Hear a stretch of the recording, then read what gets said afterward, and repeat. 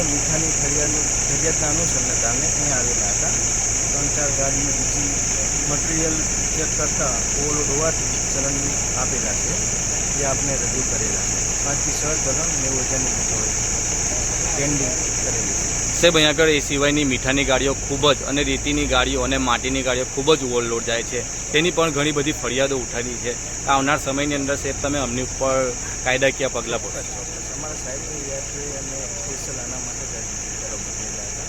અનુસંધાને બનાવીને આવતા સમયમાં પણ ચાલુ રહેશે.